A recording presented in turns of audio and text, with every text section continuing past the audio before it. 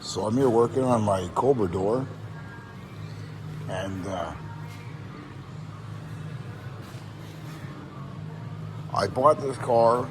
It was someone else's project, and it had used non-catalyzed primer, meaning that the primer doesn't have a hardener.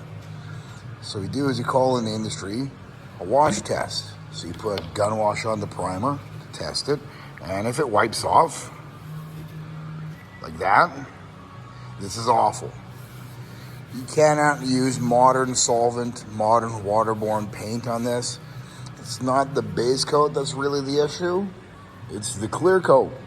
Because all the clear coats now, they've changed the chemistry of them, where they actually no longer gas off for weeks and release the solvents into the atmosphere. So now what they do is the clear coats skim over and create like a hard shell, and then the solvents go down. And the solvents go down, they go through the base coat, and if your primer doesn't have a hardener, it absorbs solvent just like this, and it just lifts off. And you'll have your paint bubble and peel off. And you see this on cars driving around, backyard guys use a spray bomb primer. Even if it'll say on the can, it'll say like premium primer. This is all BS. It's crap. You don't want to put that on your vehicle. You don't even want to put that on a mailbox you're making or a bird's house. That stuff realistically is, if you're going to put some kind of corrosion protection, it's better than nothing.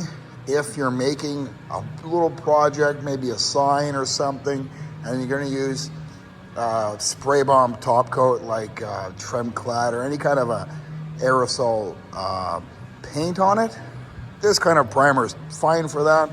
I still want to recommend using it. In the industry, you give me a can of this stuff, it goes straight in the garbage. It is absolute garbage. Don't ever use this stuff. Buy a proper primer with a hardener. You can use a UV primer, which is fantastic. You can leave it in the gun. I've got my gun sitting right there. As you can see, it started leaking a little bit, so I have to change the bladder on that, the liner. But you can leave that in the gun for a week or 2 weeks, just like we used to do the old primers like this. And you just use a UV light to cure the primer, and it's like powder coat. It is rock hard.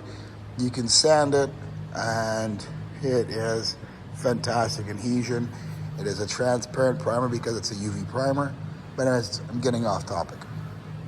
When you use a primer, you want to make sure, it's very important to use a catalyzed primer. Otherwise, you're going to deal with problems like this.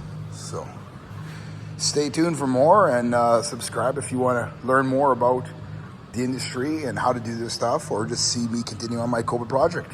Okay, stay tuned.